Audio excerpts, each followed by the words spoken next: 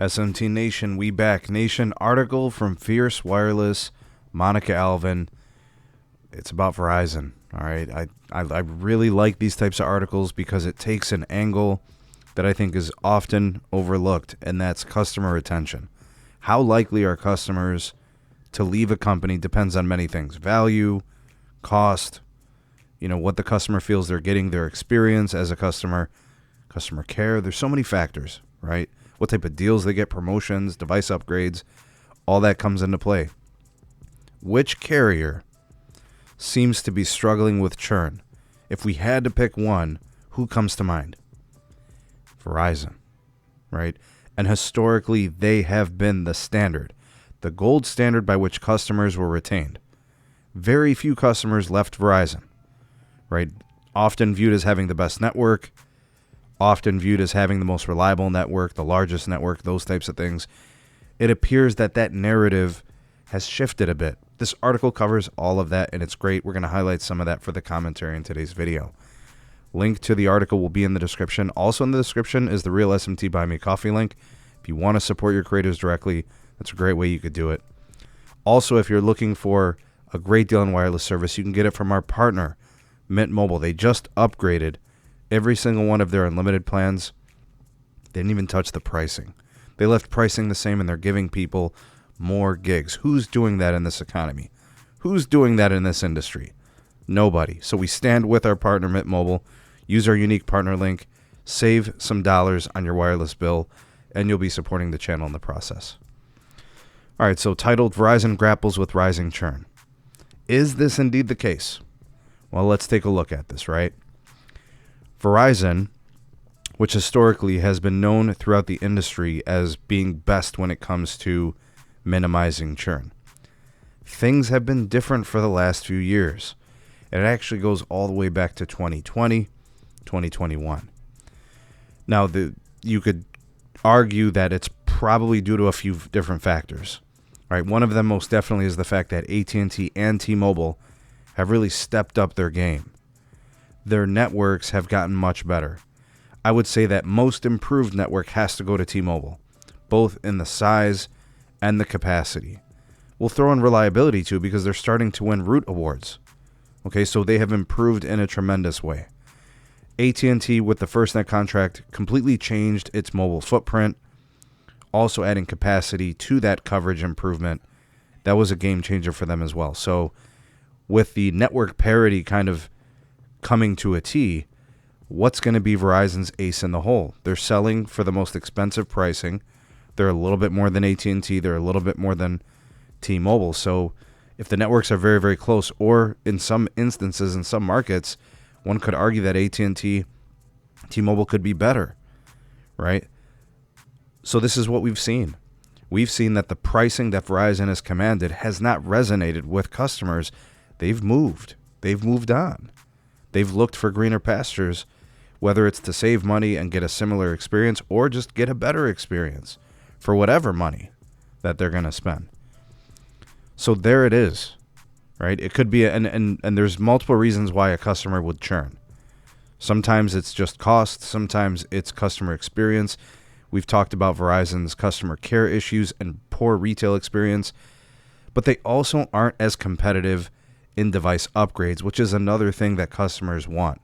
They like to be able to trade in their phone after 2 or 3 years and get a good deal, right? And if they're going to switch from another carrier, they got to be able to get a better deal than what they're currently getting, both in the device upgrade and also in the plan pricing. Customers can do math. They know whether or not they're going to save money.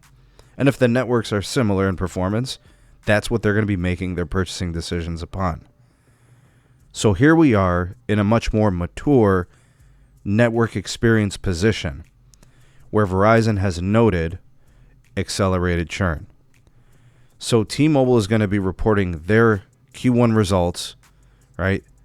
And we'll see what their numbers are. At the time of this recording, it's April 26th, right? And they may have already dropped their numbers by now. But T-Mobile has been decreasing their churn. They've gone from 0.92% to 0.88%. Record lows for the company. AT&T enjoyed industry best churn for the majority of last year. I think with the exception of maybe one quarter, in one part of the business, right? But for the most part, this was the Verizon specialty, right? Verizon's churn has accelerated. Last year was their worst ever year for churn. It was horrible. This year seems like it's off to a slightly better start. And guess what it's tied to? Device promotions, right? At the end of Q1, they became more aggressive in offering customer promotions.